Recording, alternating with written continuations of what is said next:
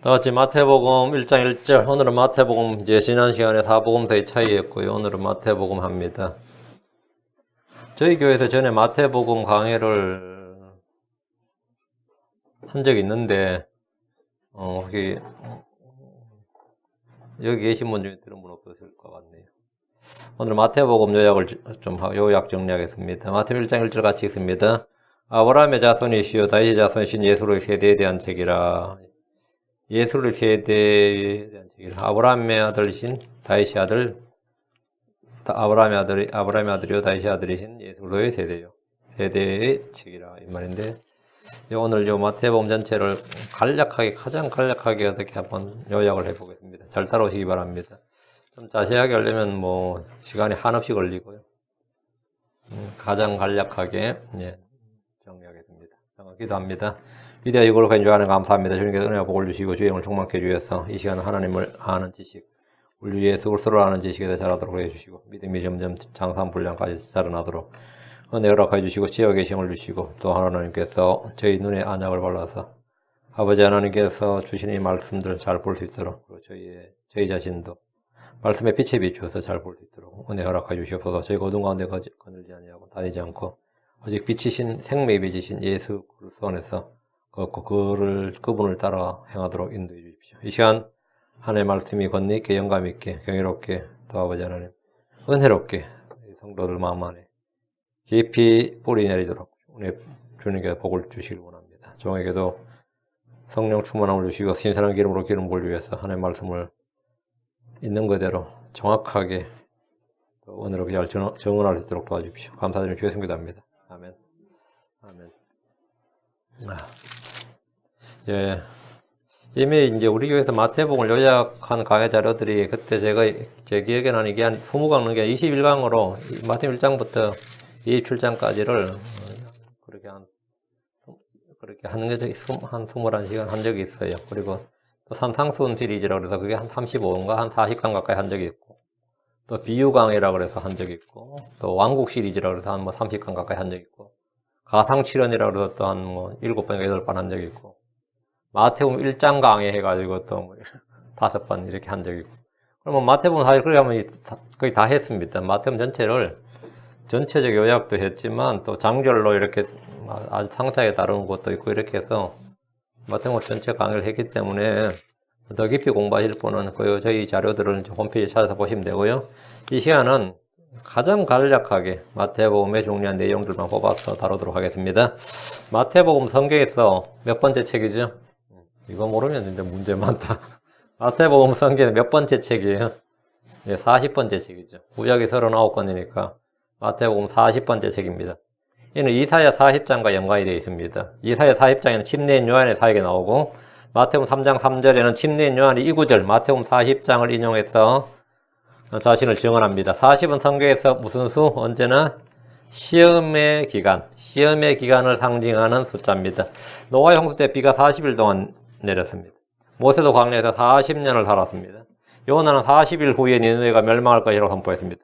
마태복음 성경에서 40번째 책인데, 이것은 유대인들이 메시아를 받아들이는지 시험하는, 예수님이 메시아인지 아닌지, 예수님이 그리스도인지 아닌지, 예수님이 자신들의 왕인지 아닌지를 믿고 받아들이는 거 아닌가를 시험하는 것이 바로 이 마태복음이기 때문입니다.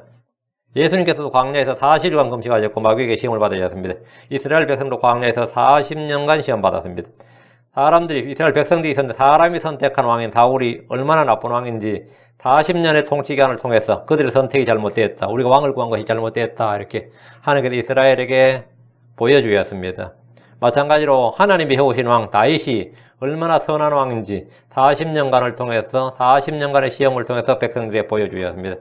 이렇게 성경에서 40이라는 숫자는 시험의 숫자이기 때문에 마태복음이 몇 번째 책이다? 40번째 책이다. 마태복음이 성경의 40번째 책이 되었습니다. 하나님께서는 마태복음을 통해서 유대인들이 자신의 메시아를 어떻게 대하는지 시험해 보셨습니다. 마태복음은 28장으로 되어 있고요. 1071절, 영어 킹제임스 성경 기준으로 23,684단어로 되어 있습니다. 마태복음을 기술한 사람은 세리레이입니다. 세리레이라 불리는 마태입니다. 그는 전직이 셀이었던 만큼 숫자에 받고 사건을 신구약을 두르고 깨면서 정확하게 기록하고 있는데 마치 셰리가 장부에 뭐든지 정확하게 셰리의 생명이 뭐죠? 정확도예요. 정확하게 기록해야 된다고. 그래서 이 마태의 이 기록하는 습관, 그리고 이 직업에서 연유한 이런 것도 하나님께서 사용하셔서 마치 공무원이 공문을 작성하듯이, 아니면 어떤 계획서나 기한을 작성하듯이 영어의 기술이 매우 정교하고 정확합니다. 기록 연대는 AD 66년경입니다.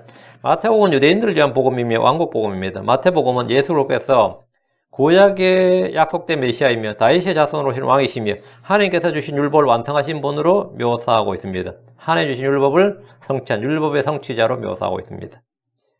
율법은 이방인들이 주신 것이 아닙니다. 이 세대에 우리는 구주를 찾지 왕을 찾지 않습니다.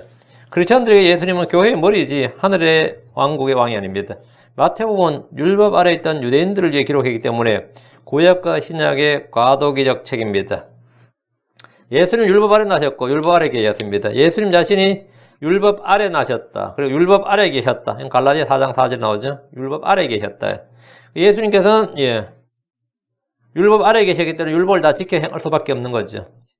할례 받는 일부터 시작해서 예수님 할례 받는 일부터 시작해서 율법을 다 지키셔야 됐단 말이에요. 신약은 마태복음 1장에서 신약이 시작되는 것이 아니라 마태복음 26장에서 비로소 신약이 체결이 됩니다. 그래서 우리가 생각하는 마태복음 25장까지는 구약 성경이죠. 예수님께서 신약을 체결할 때까지, 26장에서 새 언약을 체결할 때까지가 사실은 우리가 신약 성경이라고 마태복음을 읽지만 사실은 구약이었다고, 당시가 시대가 구약이었다고요. 그러니까 이 무대나 사람들이나 전부 다 율법을 가지고 이야기하는 거죠. 뭐 바리새인들이든 사두개인들이든 율법사들이든 서기관들, 제사장들, 유대 백성들 누구나 다 율법을 논하고 있지 뭐 율법에서 벗어난 그런 이야기는 아예 안 나온단 말이죠. 왜? 신약은 아직 나오지도 않아. 신약은 체결되지 않았단 말입니다. 그래서 마태복음에서 예수님이나 제자들은 율법대로 성전 예배를 드렸고 안식일을 지켰고 절기를 준수했고 음식기를 지켰고 뭐 다 했습니다. 그래서 모든 내용을 이 마태복음에 있는 모든 내용을 그대로 신약교회에 교리적으로 적용하려고 하는 것은 마치 레위기를 우리 지금 출애굽기를 지금 신약교회에 적용하는 것만큼이나 말이 안 되는 이야기다 말이죠. 어느 성경이나 말라기와 마태복음 사이에 신약 성경이나 표지가 사이에 딱 들어있기 때문에 마태복음 사이에 신약 성경, 뉴 테스먼트 이런 표지가 들어있기 때문에 마태복음을 신약 성경으로 생각하지만 사실은 마태복음 26장까지는 구약에 해당됩니다. 구약에 해당됩니다. 27장에서 그리스도께서 갈보리에서 못 박히시고 그 피를 흘려 죽으심으로써 신약이 시작됩니다. 신약이란 말은 뉴 테스먼트란 말은 신약에서 6번 나옵니다. 그래서 마태복음을 유대인과 이방인 크리스천들, 구약과 신약, 율법과 은혜의 과도기적인 책이라고 부릅니다.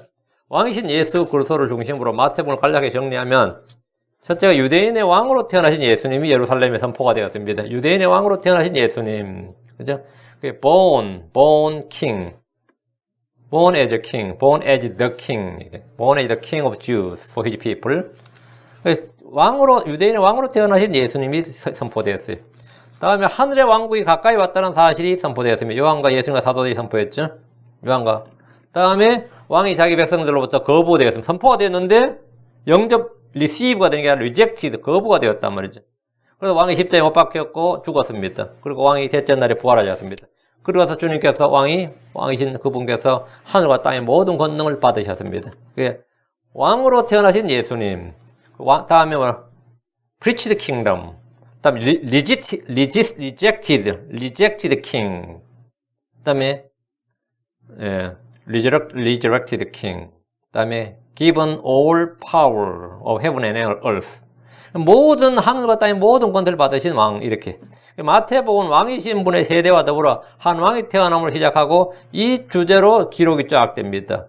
왕으로 태어나서 그 왕국이 선포되고 다음에 자기 백성들도 거부되고 왕이 십자가에 못 박혀 죽고 다음 부활하셨다. 그리고 하늘과 땅의 모든 권세를 받으셨다. 이거죠.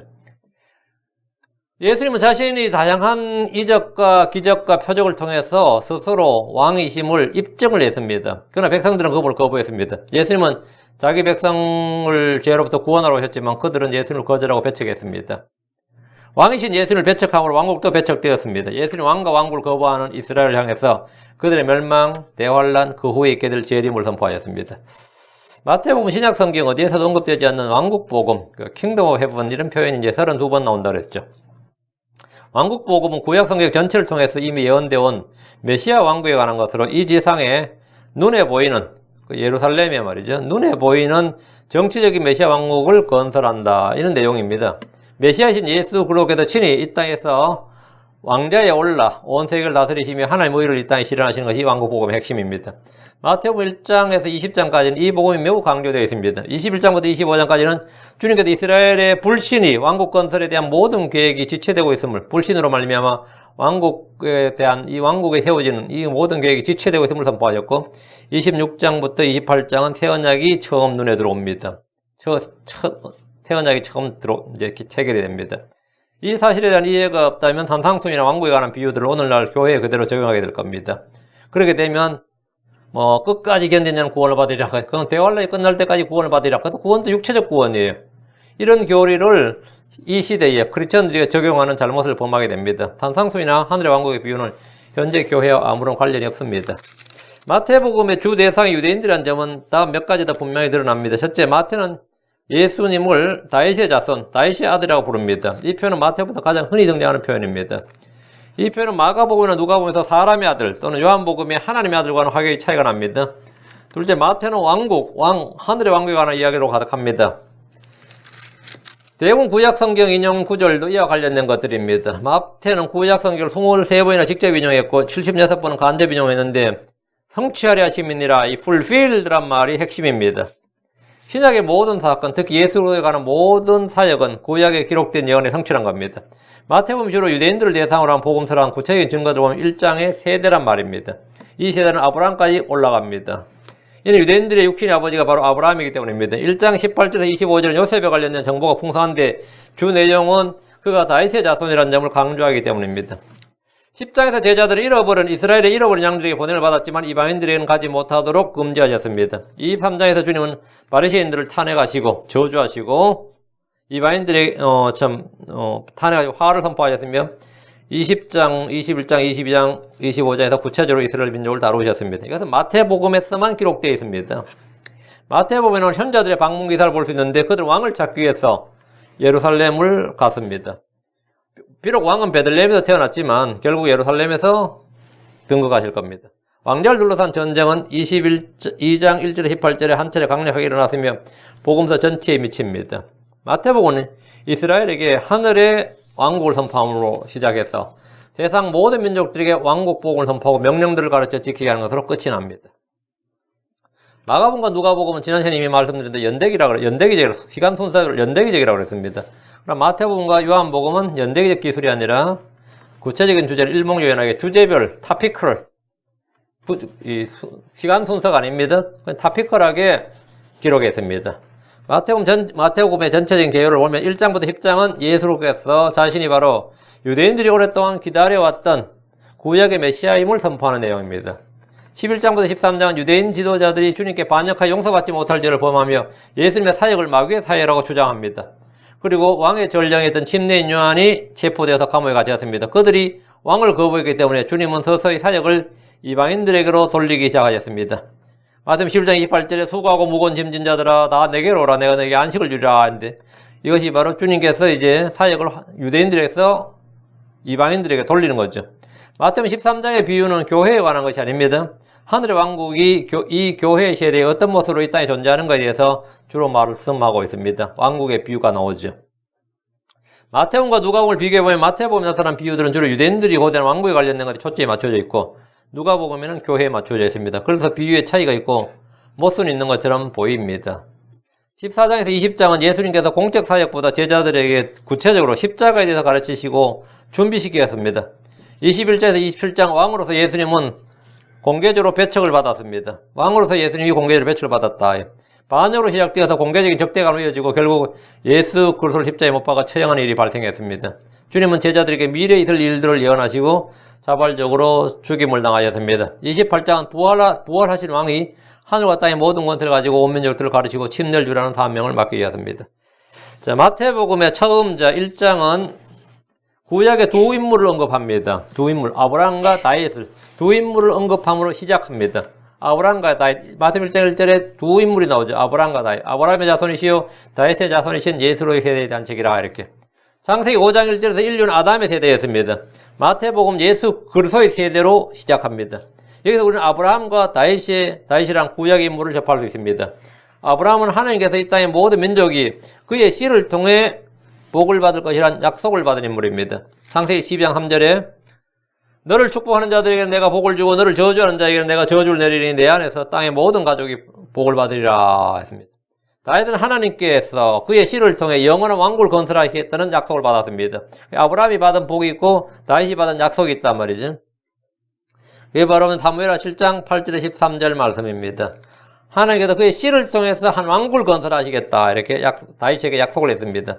아브라함의 아들은 희생물로 드려진 아들이었습니다.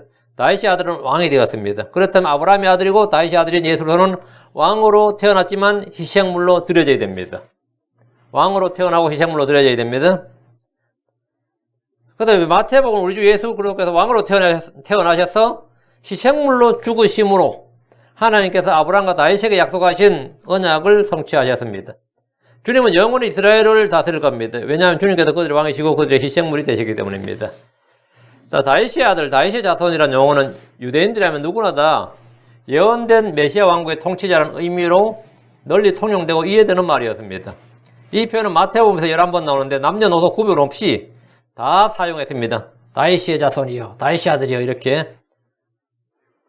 그 마태복음에서 주로 우리가 족보라고 그러죠. 세대라 그러면 거의 세대의 기록인데 이제 한국 사람들이 주로 계보, 족보라고 그럽니다. 근데 족보가 아니고 세대입니다. 세대의 기록을 통해서 예수 그리스도의 탄생이 바로 구약의 예언이고 약속의 성취고 하나님의 섭리라는 사실을 증명하고 있습니다.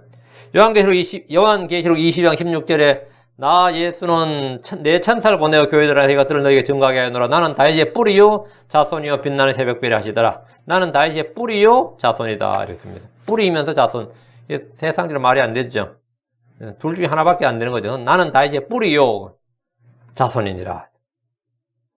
메시아의 가계에 기술된 세대는 몇 가지 의미 깊은 기술이 있습니다. 첫째, 눈에 띄는 것은 4명의 여자가 등장한다는 사실입니다. 다말, 라합, 룻, 바세바입니다. 다말은 유다의 며느리로서 남편이 죽자 씨를 얻기 위해서 창기로 변장해서 시아버지인 유다에게서 아이를 얻었습니다. 라합은 창녀요 이방인이었지만 믿음으로 구원받아 보아스를 낳았습니다. 룻 역시 이방 모압 여인이었습니다. 신명기 23장 3절 6절에 따르면 모압 족속은 10대까지 주의 회중에 들지 못하도록 금하고 있습니다. 바세바는 다윗의 끔찍한 죄에 동참한 배우자였습니다. 하나님은 그녀를 용서하시고 그녀의 몸에서 난 아들 솔로몬을 왕위에 올리셨습니다. 하나님은 의도적으로 죄와 허물 가운데 쌓인 이런 이방 여자들을 메시아의 세대, 예수 그리스도의 세대에 기록하심으로써 은혜 역사를 보여주시고 갈보리의 사역을 통해 모든 죄가 사해지는 그리스도의 세대에 대해 선명하게 조명해주고 있습니다. 하나님은 죄인들을 초청하셔서 하나님의 가족으로 삼으십니다. 근데 이 세대를 유념해 살펴보면 14대씩 세 부분으로 나누어져 있습니다. 14대씩. 역대기의 남왕국 족보와 비교해 볼 때 3명이 빠져 있습니다. 1장 8절에 요람 같은 사람입니다. 요람은 아하시아를 낳고 해야 되는데 요람은 우시아를 낳고 이렇게 기록되어 있습니다. 지금 마태복음 1장 8절에 요람은 우시아를 낳고 이랬죠. 요람은 아하시아를 낳았지 우시아를 낳은 게 아니죠.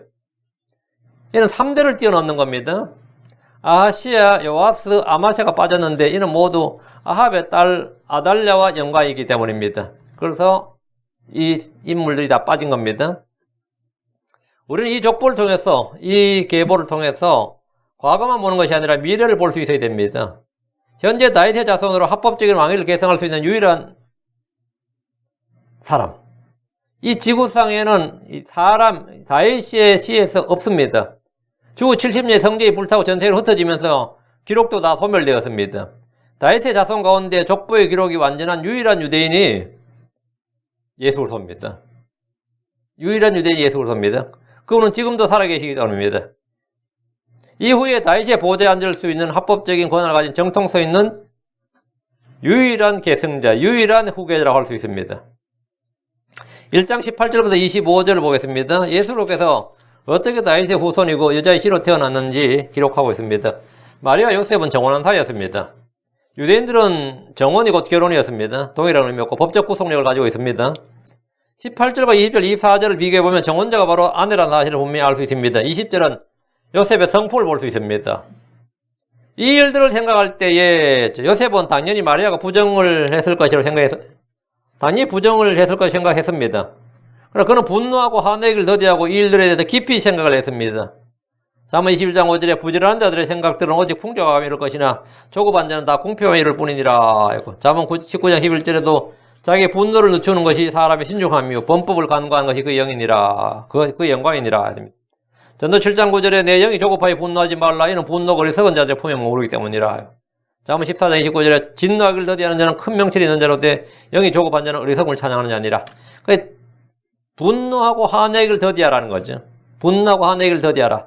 이건 정말 중요한 이야기입니다. 요셉이 바로 그런 인물이었습니다. 만약 요셉이 성질을 참지 못하고 분노했다면 신명기 20장 23절 24절에 따라서 율법에 따라서 마리아는 돌에 맞아 죽어야 됐습니다. 요셉의 꿈에 천사를 통해 말씀을 듣기까지 그는 인내와 믿음, 절제로 자신을 잘 다스렸음을 분명하게 알 수 있습니다. 우리는 요셉을 통해서 이런 성품을 배워야 됩니다. 사람들은 얼마나 말이 많습니까? 특히 태생에 관련된 소문은 단번에 온 유대에 퍼지고 말 겁니다. 실제로 요한복음 8장 41절에서 유대인들은 예수님의 출생에 관련하여 거짓 소문을 퍼뜨렸습니다. 그게 뭐죠? 너희는 너희 아비가 행한 일을 하는도다 하시니, 예수님께서 그렇게 말하니까 지금 우리 아비에 대해서 이야기하냐? 예수님이 너희는 너희 아비가 행한 일을 하는도다 하시니 그들이 그분께 이르되 우리는 음행을 통해 나지 아니하였고 우리에게는 한 아버지가 계시니 곧 하나님이시로다. 우리는 음행을 통해 나지 아니하였고 이렇게 예수님 앞에 딱 대놓고 반박을 했습니다. 그 말은 뭐죠? 너는 음행을 통해 태어났잖아 이 말이에요. 예수님을 왜 그렇게 생각했을 것 같아요? 요셉이 가끔가다 사실 우리 큰아들은 내 아들이 아니네 이렇게 말하면 어떨 것 같아요? 성령으로 잉태했어 그러면 그럼 갈릴리 사람들이 그래? 그랬겠어요? 미쳤다 그랬거나 아니면 뭡니까? 아이고 또 그런 말이야 또 데리고 사는 요셉이 불쌍하다 그랬거나 뭐 그랬겠지. 그럼 요셉이 가면 막 설득하고 다녔겠어요? 응? 사실 우리 큰아들 예수는 내 아들이 아니네 성령을 통해 태어났네 이러면은 요셉의 친구나 누가 믿겠어요? 엘리사벳이나 믿지 누가 믿겠냐고. 엘리사벳이나 믿지 아무도 안 믿죠. 특히 갈릴리 지역에서는 아는 사람이 아무도 없는 거죠. 아무도 없는 거죠. 근데 어쨌든 근데 예수님의 인물이나 아니면 뭐가 피부색이나 뭔가 틀렸던 건 좀 틀렸던 것 같아요. 그죠? 뭔가 좀 틀렸던 것 같아. 아니면 저 집에도 말 못할 사정이 있는 것 같다. 아니면 요셉이나 마리아가 예수님한테 대하는 태도는 부모가 아들을 대하는 태도 같지가 않다. 이러면 어떻게 되는 거죠? 뭔가 좀 사람들이 촉이 온다 그러지. 촉이 온다 그러고 거기서 태생의 비밀을 뭐 자꾸 문제 삼는단 말이죠. 그러면 이제 한두 번 말이 나오다 보면 쫙 퍼지는 거죠. 저 집 큰아들은 성령을 통해 태어났다네. 이러면 어떻게 되는 거죠? 그 말은 그럼 뭐죠? 음행을 통해 태어났다네. 이 말이나 같아요. 그 당시에. 믿지 않는 사람은 다 그거죠. 그러니까 예수님 면죄에 대고 딱 하는 말이 우리는 음행을 통해 나지 아니하였고, 이렇게 따는. 너는 음행을 통해 태어났고, 이 말입니다. 그 말 한 거예요. 사탄은 늘 예수 그리스도의 동정녀 탄생을 공격하고 조롱하고 비웃습니다. 많은 불신자들이 성경의 신성이나 예수 그리스도를 모독할 때 첫 번째로 들은 예가 바로 동정녀 탄생입니다. 동정녀 탄생이에요. 우린 요셉처럼 이 일을 깊이 생각하고 성경에 기록된 말씀을 통해서 이 문제를 해결받아야 됩니다. 1장 20절에 이는 그녀 안에 수태된 이가 성령님으로 말미암았음이니라. 이 증언을 요셉이 받아들인 거예요. 이는 그녀 안에 수태된 이가 성령님으로 말미암았음이니라. 예수님의 탄생은 성령님으로 하나님께서 낳으신 아들이다. 하나님 친히 예수라는 이름을 장명해 주셨는데 이제 지저스라는 것은 여호와 플러스 세이비어라는 뜻입니다. 여호와 구원자는 여호와 하나님께서 구원하신다는 뜻입니다. 예수라는 이름이 하나님께서 구원하신다. 하나님은 구원자시다 이런 뜻입니다. 이 이름은 구약의 여호수아와 같은 이름입니다. 여호수아는 출애굽은 이스라엘을 가나안 땅으로 인도한 대장이었습니다. 드갈의 2장에 나오는 여호수아는 대제사장이었습니다. 이는 예수께서 우리의 구원의 대장이시며 대제사장이다 이런 뜻입니다. 그 왕으로 태어나신 분이 우리의 구원의 대장이시고 대제사장이다. 예수 그리스도의 탄생은 구약 성경의 성취고 구체적으로 이사야 7장 14절 말씀이 성취된 겁니다. 이사야 7장 14절 말씀이 성취된 거다 말. 자, 우리 1장 23절 봅니다. 그녀가 아들을 낳으리니 너는 그 이름을 예수라 하라. 이는 그가 자기 백성을 그들의 죄에서 구원할 것임이라 하니라. 이제 이 모든 일이 일어난 것은 주에 관하여 대언자를 통해 말씀하신 걸 성취하려 하심이라. 이사야 7장 14절 이 말이에요. 이르시되 보라 처녀가 아이를 베어 아들을 낳을 것이요 사람들이 그의 이름을 임마누엘이라 하려 하셨으니 이것을 번역하면 우리와 함께 계시는 하나님이라 하는 뜻이라. 이사야 7장은 주의 깊게 읽어봐야 됩니다. 아하스의 시대에 이사야 대언자가 적의 공격으로부터 공경에 빠진 아하스 왕에게 하나님의 말씀을 전해줬습니다.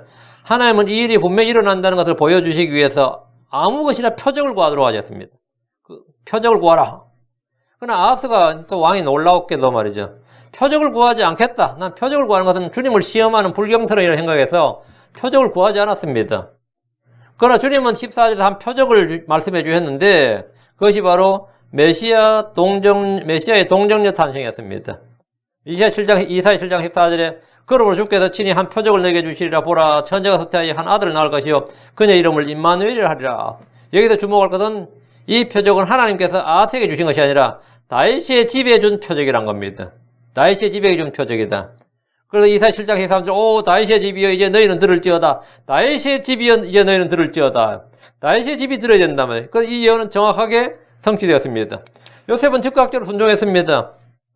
1장 24절 이에 요셉이 잠에서 깨어 일어나 주의 천사가 지시한 대로 행하여 자기 아내를 데려오고 그리고 아내 마리아가 첫 아이를 낳기까지 동침하지 않았습니다. 대부분의 역본들 여기서 첫이란 말, 첫 아이, 첫 아들, 이 false란 말을 삭제해서 영원한 동정녀 마리아란 캐톨릭 교리를 지지하고 있습니다. 그러나 마리아는 이후로 여러 아이를 두었고 자녀들의 이름이 성경에 등장합니다. 마가복음 6장 3절에 이는 마리아의 아들 목수가 아니냐, 야고보와 요새와 유다와 시몬의 형이 아니냐, 그의 누이들이 우리와 함께 여기 있지 아니하냐 하고 그분을 위하여 힐족하니라.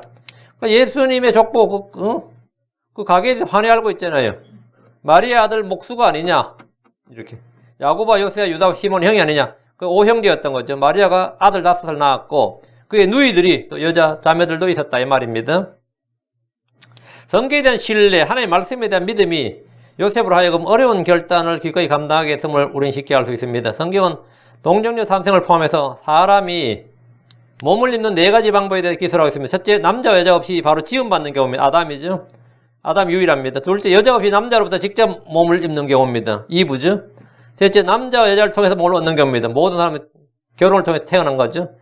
인류의 모든 사람들이 여기에 해당합니다. 넷째, 남자 없이 여자를 통해서 몸을 얻는 경우입니다. 예수로입니다. 성경에서 사람이 육신의 몸을 입는 4가지 케이스가 나옵니다. 흙으로 직접 지음받은 경우, 남자의 몸에서 지음받은 여자, 남자 여자가 결혼해서 한 몸을 이뤄서 애가 나오는 경우, 남자 없이 여자를 통해서 몸을 얻는 경우, 그게 예수님입니다. 주님께서 동정녀 마리아를 통해서 몸을 입고 오셨다는 사실은 매우 중요합니다. 이는 죄 없는 순결한 몸을 입고 오셨기 때문입니다. 동정녀 탄생은 예수로 영원한 신성을 내포하는 매우 중요한 말씀입니다. 오늘날 그리스도의 신성을 부인하는 모든 이단 종파들의 뿌리는 바로 동정녀 탄생이라는 교리를 부인한 데서 비롯됩니다. 그래서 마귀는 마태복음 1장에서 성경 변개를 자주 시도했습니다. 첫 번째는 1장 6절에서 우리아의 아내였던 여자에게서 솔로몬을 낳고 이 말입니다. 우리아의 아내에게서 다 이래 돼 있죠. 우리아의 아내였던 여자에게서, 이게 킹제임 성경이에요. 개혁이나 나라는 우리의 아내에게서 라고 변기를 한 겁니다. 만약 다윗이 우리의 아내에게서 솔로몬을 낳았으면 그는 사생아입니다. 그는 사생아입니다. 하지만 구약 기록을 통해서 우리의 아내에게서 낳았던 아이는 솔로몬의 형으로서 태어난 지 일주일 만에 죽었습니다. 둘째는 1장 2, 3절 보라 처녀가 잉태하여 아들을 낳을 것이요 이 보이는데 처녀란 말을 젊은 여자로 변개를 시키는 겁니다. 처녀 virgin이란 말을 young lady 이렇게 그러면 아무 의미가 없는 거죠. 그래서 동정녀 탄생을 부정합니다. revised version이다 이렇게 되어 있습니다. 셋째 1장 25절인데 첫이란 단어를 빼버린 겁니다.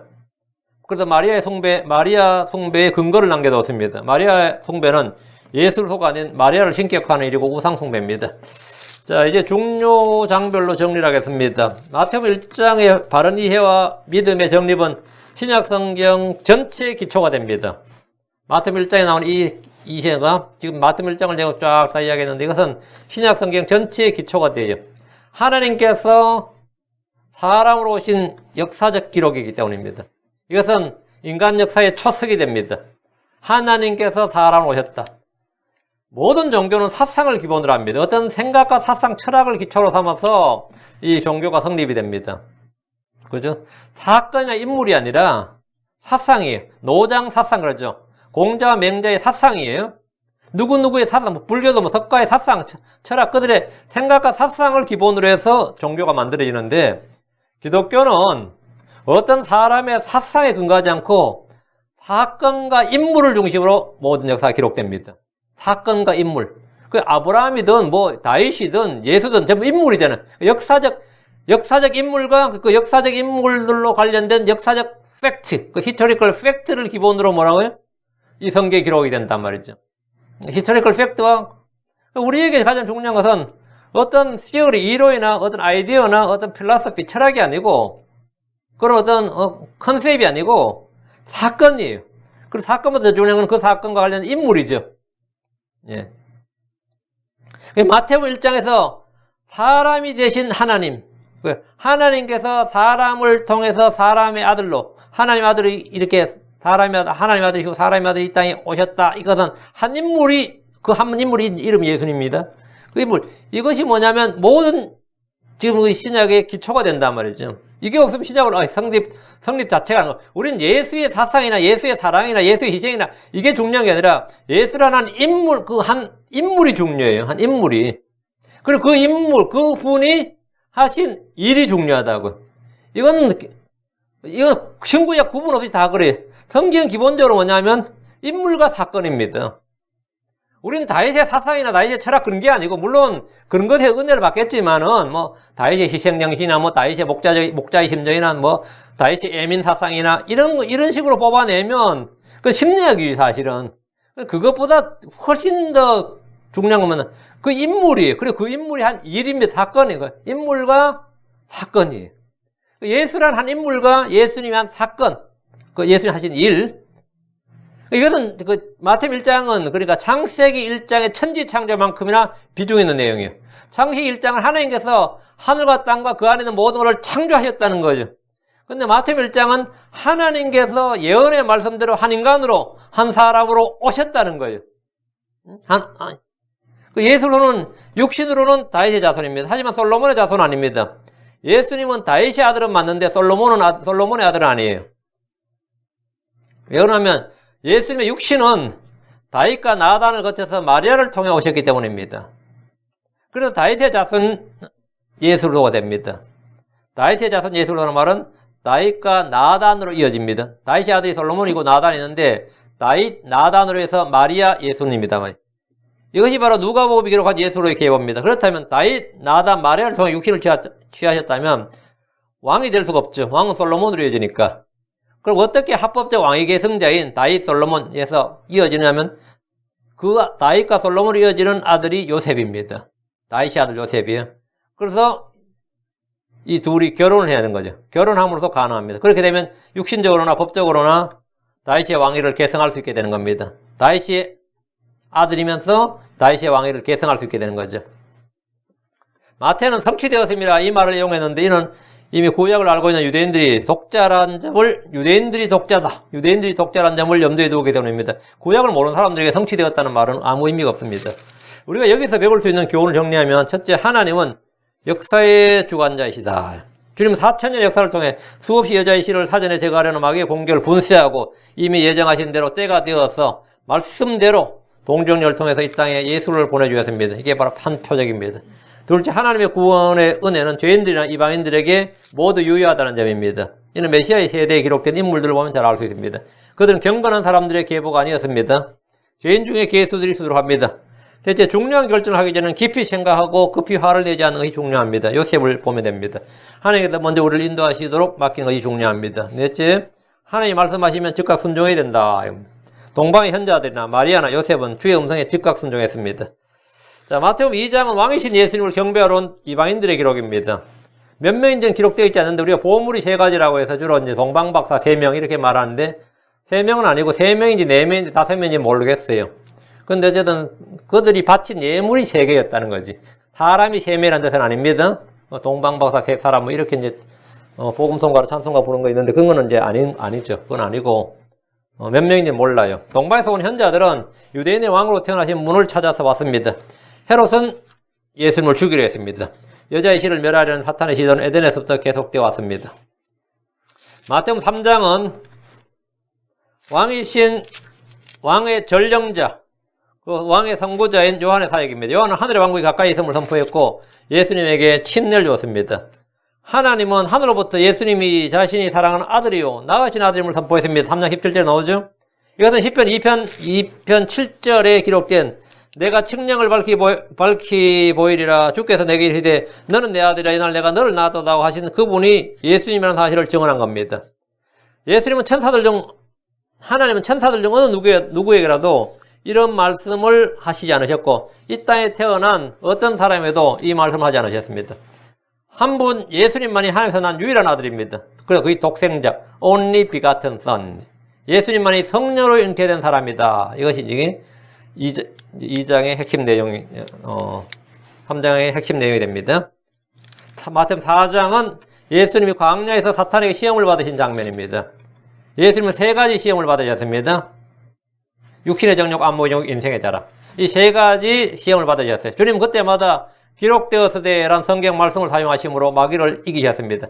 첫사람 아담은 에덴의 낙원에서 시험에 실패했지만 둘째 사람이고 마지막 아담이신 예수님은 광야에서 사탄의 시험을 이기고 승리하셨습니다.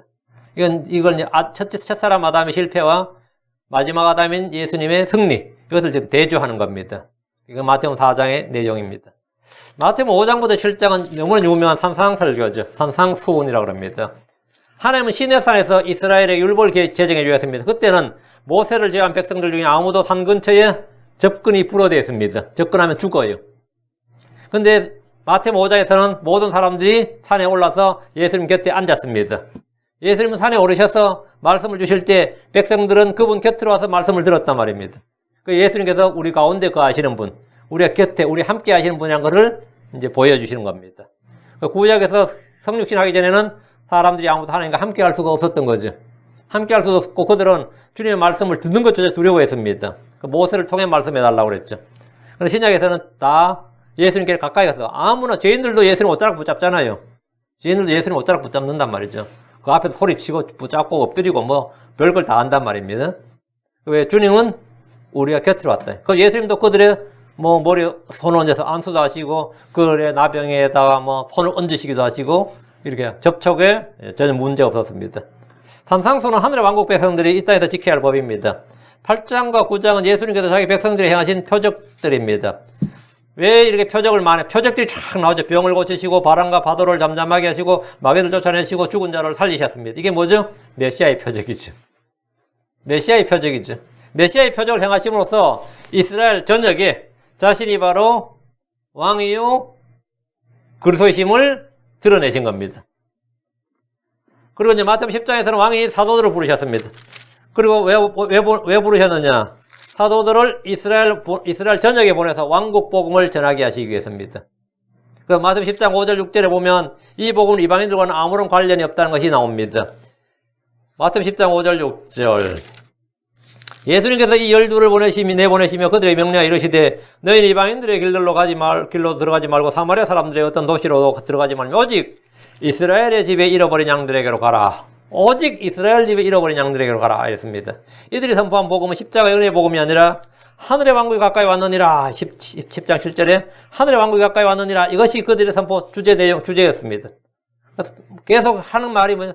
당신들 여기서 이 도시 왜 왔냐 그러면 하늘의 왕국이 가까이 왔느니라. 이렇게 말하는 거죠. 이거 전하러 왔다 이 말이에요. 이들이 할 일은 복음 선포뿐만 아니라 또 있습니다. 표적을 행하는 겁니다. 10장 8절.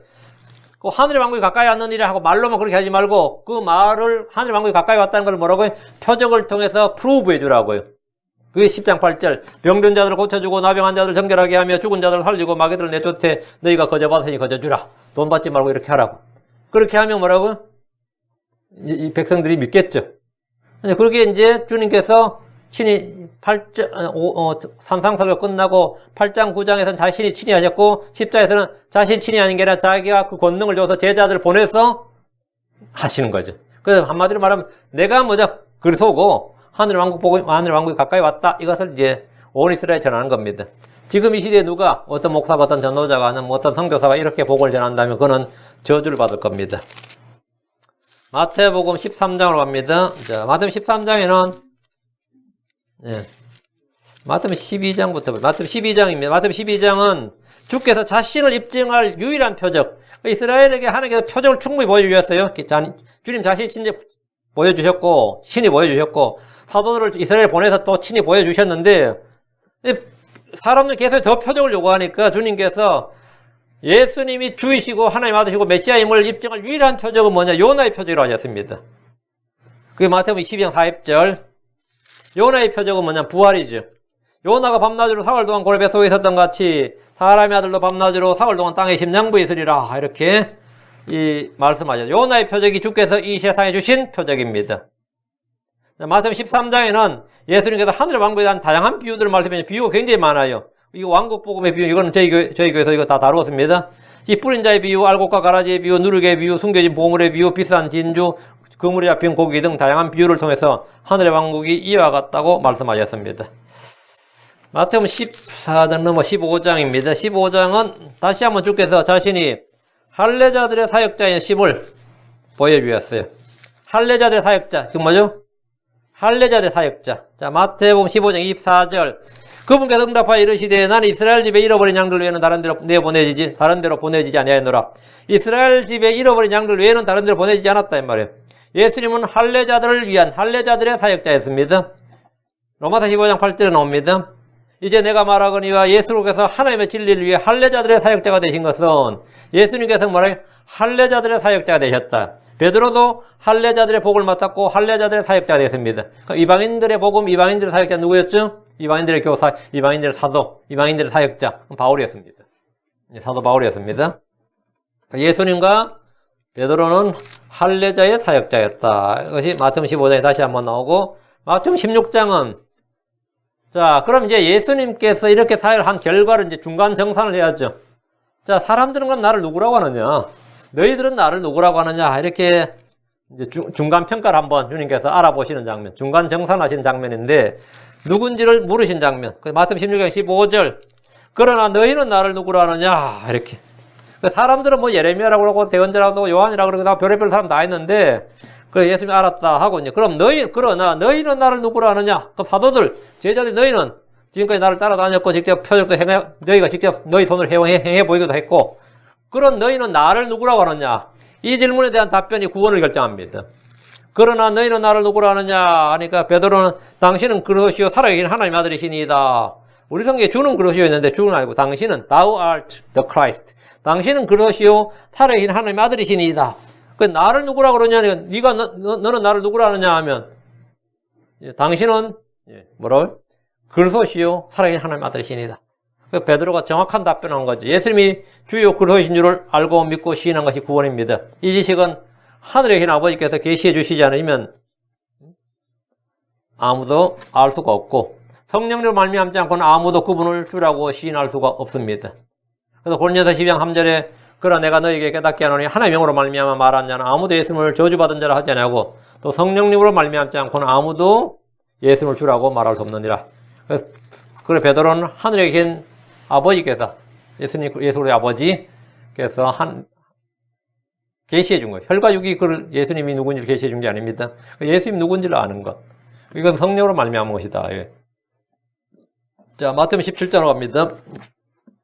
마태복음 17장은 주께서 제자 셋을 데리고 야고보, 요한, 베드로, 요한, 야고보 셋을 데리고 변화산에 오르셔서 사람의 아들이 자신의 왕권을 가지고 오는 것을 친히 보여주신 유명한 사건입니다. 마태복음 16장 28절에서 뭐랬어요? 주님이 진실로 내가 너희에게 이르노니 여기 서 있는 사람들 중에는 죽음을 맛보기 전에 사람의 아들이 자기 왕권을 가지고 오는 것을 볼 자들도 들어있느니라. 이 들어있느니라가 세 명이죠. 그게 뭐냐면 바로 엿새 뒤에 예수님께서 베드로와 야고보와 그의 형제 요한을 취해 따로 그들을 데리고 높은 하늘 올라가서 하면서 그들 앞에서 모습이 변화되시면서 계시록의 한 장면을 보여줘 버린 거죠. 주님께서 왕권을 가지고 오셨을 때 왕으로 오시는 장면을 왕으로 이 땅에 오셨을 때 그 모습을 보여주신 거예요. 예. 그래서 하나님께서 친히 예수님을 마태복음 17장 5절 그 하나님께서 친히 이 산에서 예수님을 제자들에게 다시 증명하셨는데 이 사람은 내 사랑하는 아들이라 내가 그를 매우 기뻐하노라 너희는 그의 말을 들으라 하시므로 이 사람은 내 사랑하는 아들이라 하나님께서 다시 한번 예수님을 친히 증명하셨죠. 예수님이 하나님의 아들이시다. 이렇게. 주님께서 이날 내가 너를 낳았노라 한 아들. 이 아들은 예수로도 한 분밖에 없다는 겁니다. 다음에 쭉 넘어가서요. 마태복음 이제 21장까지 갑니다. 마태복음 21장은 왕이신 예수님께서 예루살렘으로 들어가신 장면입니다. 그리고 이곳에서 성전을 깨끗이 하셨습니다. 성전을 깨끗이 하셨어요. 그리고 무화과나무의 비유를 통해서 이스라엘의 저주와 회복에 대해서 말씀하셨습니다. 주님은 두 아들의 비유, 사악한 포도원 농부의 비유를 통해서 자신을 죽이려는 유대인들의 음모와 계획을 미리 말씀해 주셨고 자신의 죽음이 다가옴을 선포하셨습니다. 1절부터 11절에 이스라엘이 영적 소개라는 사실을 보여주고 12절에 16절에 이스라엘이 내적으로 완전히 부패성을 보여주고 17절에서 22절 열매 없는 무화과나무를 통해서 이스라엘이 외적으로도 아무런 열매가 없다는 사실을 보여주었습니다. 세 가지 비유죠. 지금 마태복음 21장, 22장에는 세 가지 비유가 나오는데 두 아들의 비유는 이스라엘이 하나님 아버지를 거부하는 겁니다. 두 아들의 비유는 아버지를 거부하는 장면이에요. 포도원의 비유는 이스라엘이 하나님께서 아들을 보내셔서 세를 받겠는데 아들을 죽여버린 거죠. 이스라엘이 아들을 거부하는 겁니다. 다음 22장 1절 14장 혼인잔치의 비유는 이스라엘이 성령을 거부하는 겁니다. 그 왕의 아들을 위해 베푼 혼인잔치에 초대받은 손님들 중에서 합당하지 않는 자들이 바깥 어둠에 내던져진다는 심판이 선포되었습니다. 그리고 사두개인들이 예수님께 부활에 대해 논쟁했을 때 주님은 하나님은 죽은 자의 하나님이 아니요 산 자의 하나님이시니라 이렇게 말씀하셨습니다. 그리고 율법에서 가장 큰 명령이 무엇인지 알려주었습니다. 마태복음 23장부터 26장까지는 세 가지 주제에 관한 말씀이 나옵니다. 23장은 너에게 화가 있을지어다. 이 말씀이 8번 나옵니다. 흔히 마태복음 5장에 팔복이라고 그러죠. 총 9가지 나오는데 사람은 팔복이라고 그러대요. 팔복이라는데 마태복음 23장에는 팔화입니다. 8번의 화가 있을지어다. 이 말씀이 8번 나옵니다. 24장에서 25장은 미래에 있을 왕국에 관한 말씀입니다. 26장은 제자들이 십자가를 준비하도록 미리 말씀해 주신 겁니다. 26장에서 27장에는 3번의 재판이 나옵니다. 주 예수님께서 가야바와 공회 앞에서 재판을 받으셨고 아침에 공회에서 재판을 받으시고 마지막으로 빌라도 앞에서 재판을 받으시고 이제 사형이 언도되었습니다. 마태복음 24장, 25장은 대환란의 장입니다. 여기서 신약교회의 교리를 뽑아낸 일은 미친 짓입니다. 마태복음 24장은 유대인들의 성전 파괴, 유대 땅에 있는 사람들이 해야 될 일, 다니엘이 기록한 유대인들과 예루살렘에 관한 예언의 성취, 거짓 그리스도와 거짓 대언자들에 대한 경고, 왕국의 복음, 지상재림과 그분 왕국을 세우는 것이 다 여기 기록되어 있습니다. 마태복음 25장의 열처녀 비유는 너무나 유명한 설교 제목이고 너무나 자주 강해되는 그런 내용이지만 이 열처녀가 교회가 아니다. 이 열처녀가 크리스천이 아니다. 이 내용을 아는 또 성도들은 극히 적습니다. 열처녀는 교회가 아니라 환난 성도들이다. 그러면 지금 무슨 말 하느냐? 지금 뭔 소리 하느냐? 이게 놀라는 사람들이 서둘러합니다. 교회는 처녀들이 될 수가 없습니다. 교회는 순결한 한 처녀입니다. A virgin입니다. A chaste virgin. 그래서 계시록 14장 4절에 보면 처녀들이 나옵니다. 처녀들이 나오는데 그건 환난 성도입니다. 그죠? 14만 4천 명이 처녀들 virgins하고 나오죠. 그게 바로 그게 열처녀입니다. 열처녀는 환난 성도들이다. 그럼 교회의 성도들은 뭐냐? 신약 성도들은 한 순결한 처녀입니다. 양과 염소의 비유도 여기 나오는데 양과 염소의 비유는 이것이 천년왕국 이전에 있을 민족들의 심판에 관한 말씀입니다. 양과 염소의 비유를 만약 이 교회에 다 비유하면 뭐가 되죠? 구원받을 성도 받지 못할 성도가 쫙 갈라지는 거죠.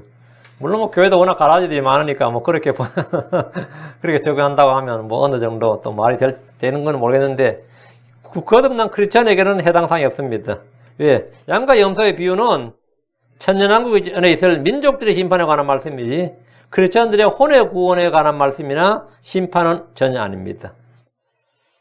성경 읽어도 진짜 헛읽는 사람들이 참 많은 거죠. 그러니까. 마태복음 27장은 예수님의 십자가의 죽으심으로 일어난 사건들을 쫙 기록하고 있는데, 마태복음 27장을 사람들이, 크리스천들은 다 읽죠. 그러나 여기서 52절 말씀을 주목한 이는 거의 없습니다. 자, 마태복음 27장 50절에서 53절. 예수님께서 다시 큰 소리를 외치시고 숨을 거두시니라. 죽으셨죠, 이제? 이에 보라, 성전의 휘장 위에서 아래까지 돌로 찢어지고 땅이 진동하며 바위들이 터지고 무덤들이 열리니 잠든 성도들의 많은 몸이 일어나 그분의 부활 뒤에 무덤 밖으로 나와서 거룩한 도시로 들어가 많은 사람에게 보이니라. 이 부분. 잠든 성도들의 많은 몸이 일어나 부활이죠. 그분의 부활 뒤에 예수님이 죽은 자로 첫 번째 일어나셨고 그분의 부활 뒤에 무덤 밖으로 나와서 거룩한 도시로 들어가 많은 사람이 보이니라. 이 구절은 첫 열매로서 우리 주 예수님과 더불어 부활한 구약 성도를 보여주는 아주 위대한 진리입니다. 위대한 진리입니다. 자, 마태복음 28장, 자, 끝까지 봤습니다. 마태복음 28장은 주 예수님의 부활을 다룹니다. 부활하신 주 예수님께서 이제 제자들을 다시 모으시고 그들에게 경배를 받으시죠. 그리고 하늘과 땅의 모든 권능을 받으셨습니다. 자, 마태복음 28장 18절. 예수님께서 그들에게 오셔서 말씀하여 이르시되 하늘과 땅에 있는 모든 권능이 내게 주어졌느니라. 이제 부활하신 예수님은 하늘과 땅의 모든 권능이 내게 주어졌느니라. 예수님 왕으로서 온 세상을 다스립니다. 제자들은 그분의 명령들을 모든 민족들이 가르치고 지키게 됩니다. 이것은 천년왕국에서 이루어질 일들입니다. 이건 천년왕국에서 이루어질 일들입니다. 그날 온 세상의 모든 민족들은 시온에서 법을, 예루살렘에서 율법을, 뭐 이런 거죠. 그래서 이 법을 받아서 그럼 제자들은 뭐 한다고요?